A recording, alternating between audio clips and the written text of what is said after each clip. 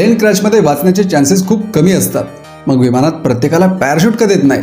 तर पहिली गोष्ट म्हणजे पॅराशूट वापरणे काय स्कूल बॅग पाठीवर घालण्या इतकं सोपं नसतं. त्यासाठी लागतं ट्रेनिंग. त्यामुळे पॅराशूट विमानात असूनही त्याचा उपयोग लोकांना करताच येणार नाही. दुसरं कारण म्हणजे विमानाची उंची. कमर्शियल विमान साधारणपणे 35,000 फूट उंचीवरून उडतात. इतक्या उंचीवर ऑक्सिजन नसतो आणि तापमान -50 डिग्री सेल्सिअसपर्यंत असतं. म्हणजे पॅराशूट उघडण्याआधीच माणूस बेशुद्ध होऊ शकतो. शिवाय विमानाचे दरवाजे प्रेशर सील बंद असतात. हवेच्या दाबामुळे चालू विमानात दरवाजे उघडता येणारच नाहीत आणि जरी उघडून उडी मारली तर माणूस विमानाच्या इंजिन आणि पंख्यांना धडकेल. कारण विमान 900 किलोमीटर/आवर स्पीडने पळत असते. पॅराशूटचे वजन साधारण 10 किलोग्राम असतं. अशी पॅराशूट सगळ्यांना दिली तर विमानात अजून वजन वाढेल, फ्यूल जास्त लागेल आणि मग तिकीटसुद्धा महाग होईल. आणि सर्वात महत्त्वाचं म्हणजे बहुतेक प्लेन क्रॅश हे टेक ऑफ किंवा लँडिंग करताना होतात. अशा वेळी पॅराशूट असूनही त्याचा काहीच उपयोग होणार नाही, कारण प्रवाशांकडे तेवढा टाईमच नसणार.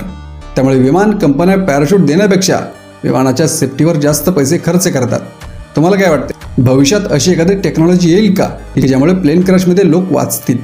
मला कमेंटमध्ये सांगा.